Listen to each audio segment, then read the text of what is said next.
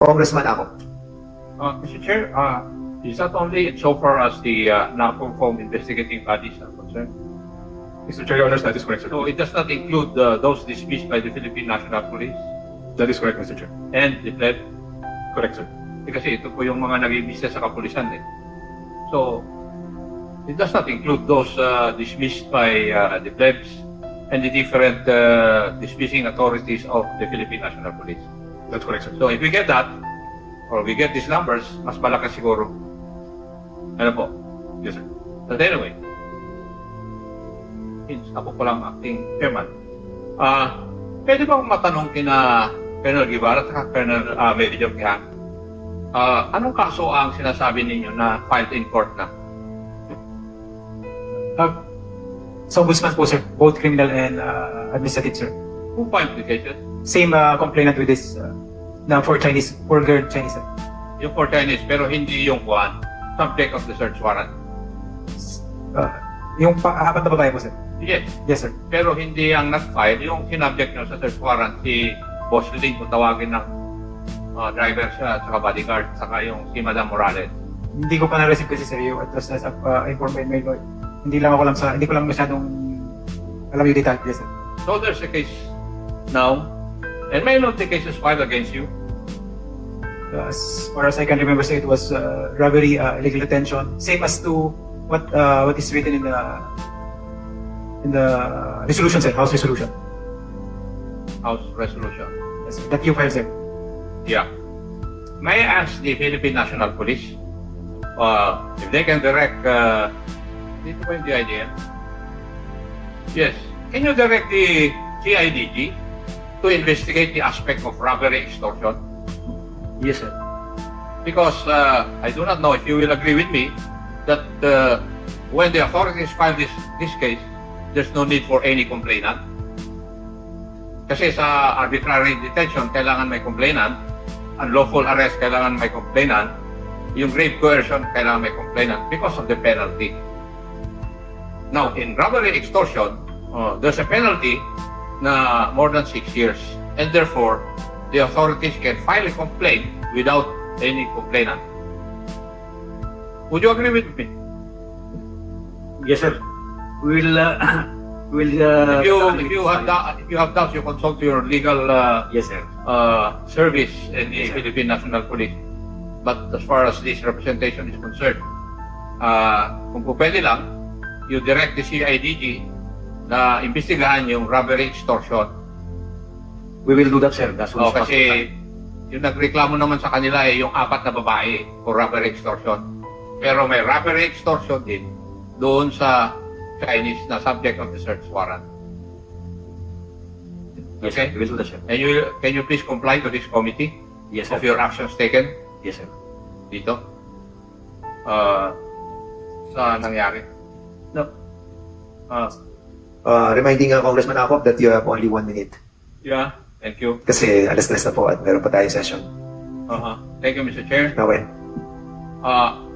Nakita po naman natin doon sa tatlong hearing na ito na kagaya ng inadmit ni Colonel Guevara, hindi po intention talaga na hulihin yung baril ng incheck. Alam niyo po kung bakit hindi ako naniniwala may baril ng incheck? Kasi pag may baril sila, ibig sabihin they are susceptible to arrest. Kaya iwasan nila yung magkaroon ng baril. Second, kung may baril talaga yung police, bakit doon sa search warrant, sa report, ibang baril yung sinabi ng mga deponent, ibang baril yung nakuha. At alam na natin yung dahilan kasi planting yung baril. Pinag-isipan na plantingan ng baril. Why? Kasi hindi sila sigurado. Umaring, kagaya ng sabi ni Madam Morales, wala talagang baril. Wala siya nakikita. Siya ang house help, wala siya nakikita Yung driver, wala rin siya nakikita ang baril na dala-dala o nakikita dun sa kwarto except for the bodyguard. Sila nagsabi na may bushmaster at saka may pistol. Pero wala naman nakuhang bushmaster. Nakita naman natin na proof dito sa ating investigasyon doon sa pagtatanong ni Honorable Paduano na planting kompleto supported by pieces of evidence. Kaya nabuo yung istorya. In-erase yung serial number ng baril ni Rainier ba? Michael. Hindi naman natin nalaman kung kanino galing yung isang baril na plinanting. So dito, kitang-kita natin yung criminal might ng ating kapulisan. Yan ang kwento. So, may I request, Mr. Chair, that the investigating body, the RD of NCRPO and the CIDG to give us an update so far as the cases filed are concerned. Kasi dapat, as far as his representation is concerned, mas grabe itong ginawa nila dun sa mga pinadiscuss natin, Mr. Chair. Thank you. Yeah. Okay. So, thank you so much, Congressman Ako. So, General Hurtades, can you give us an update of the administrative, that you're going to file? So, sa next hearing po, you wanted the Congressman Ako in the next hearing yan. So, the next hearing na, yung update nila. No? Ang hinihiling ko lang is, when they file the cases, yung administrative at criminal, they should update this committee. Please, please do so. We have to be equipped with the update of the cases that are going to be filed. Kasi yan naman yung iniwasan namin na makakasuhan na naman ng Kongreso na after ng hearing wala na. Kami, hindi po kami ganun. Dito sa hearing namin, we see to it that hanggang criminal case ay monitor namin. Okay, so sa case naman po nung ang witness natin, si Michael Novelcio and Rainier Macadat, the chair want to believe that dito muna kayo siguro for the meantime that we are discussing yung security ng dalawa, no?